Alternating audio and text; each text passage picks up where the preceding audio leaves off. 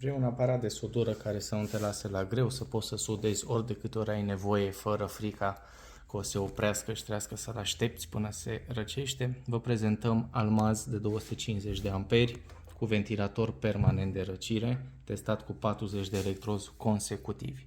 Sudează cu inox, cu fontă, cu supertit, cu bazic până la 4 mm.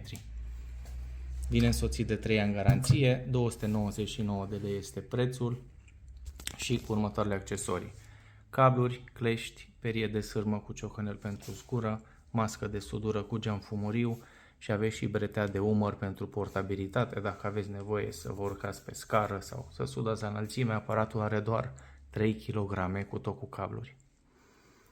Vă așteptăm pe site cu comenzi, haideți să vedem și cum sudează.